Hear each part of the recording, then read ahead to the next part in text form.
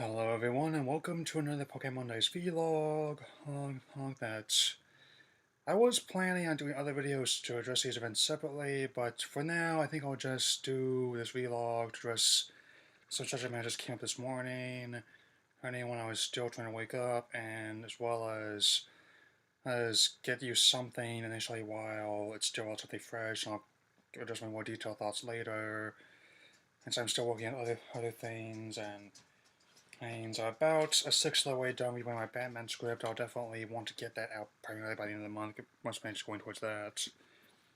But anyway, so first and foremost, we have a Marshadow event coming to the US with GameStop starting October 9th, going to 23rd.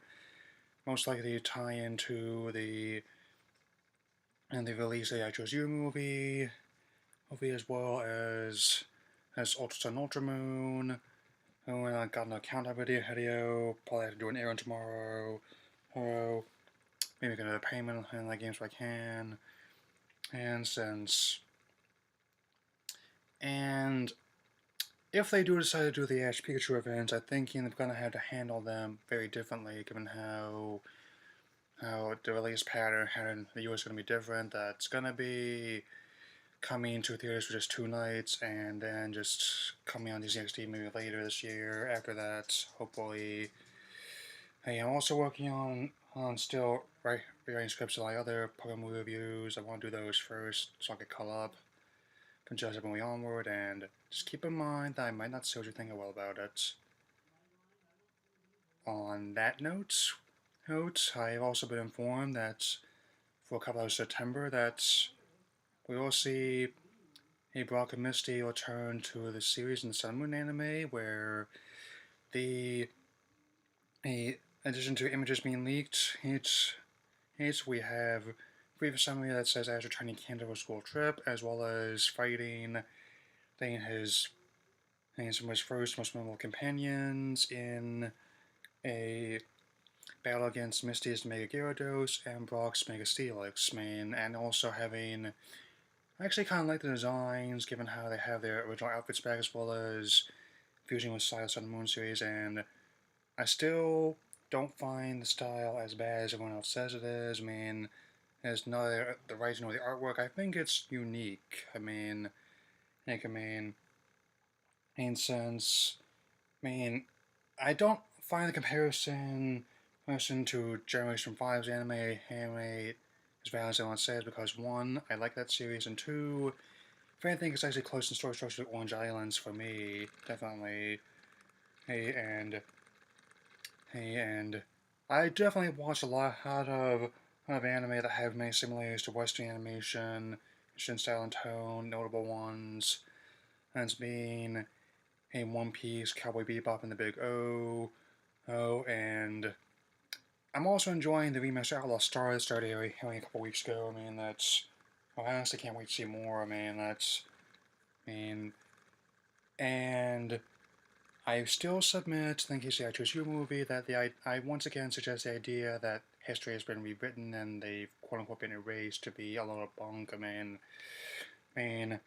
One such individual, who I will not be referring to directly by name or screen name, but just going to be saying their Nelson Muntz for sake of argument, claiming that it's pretty hard for them to care about the series as it relates.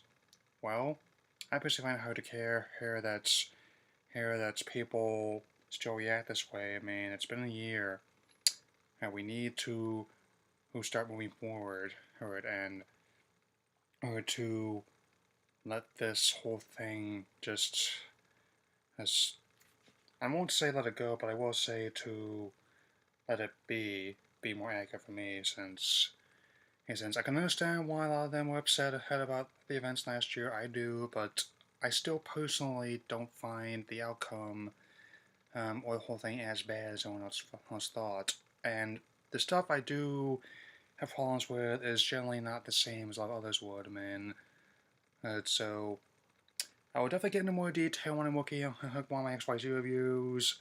As I'm on episode 8, and I'm gonna be working on those scripts, as well as a potential I'll also start the Sunday Moon vlogs after that. I mean, they'll be unscripted for the most part, like my older reviews were. And I mean, regardless of what happens with this year, as well as where I am in 2018, if they keep producing content related to the series, I'll probably be able to maintain this for a while, man, as well as some of the movies coming out. And there's some stuff coming up soon, but I will probably be seeing some of the bigger movies when I get a chance to, as well as doing stuff related to those. Man. Those. And also, I still really enjoy a lot of the content related to series in this month's Anime+More, where they're doing the whole feature, not just in the magazine, but also on the YouTube channel about the 20th anniversary of the franchise and its legacy. Hey, that's kind of like how Masuda, Huda, and Moy conducted themselves, and also even the new director of Ultra Sun and Moon has a very good way of presenting himself. That's a very nice sort of atmosphere here in Game Freak's offices as in Japan, since I mean they try to make it seem comfortable in there, since we have a lot of games material the series past, present, future. I mean that's like the homes where they even requested that they often have people that just work around that's with not wearing the shoes or anything. So it's actually kind of a thing there where they have this thing known as cool biz, where they just dress more casually in order to conserve power. I mean that's making a lot of days casual Friday, as it were. It's close to compared to here, and even though it still has some detractors who seem to be unwilling to accept things that it changes, and if I may be so bold, suggest evolves as it has over 20 years. I mean that's, and I know full well we cannot really forget the past of the matter, but we can also not move forward unless we also embrace the future. I mean, so I can understand I'm eager to play not only Ultra Moon as well as the virtual console releases, Gold and Silver, over as well as what haven't on the Switch. And I also submit the question for anything like Crystal, as well as the potential Diamond and Pearl remakes, is not if, but rather when.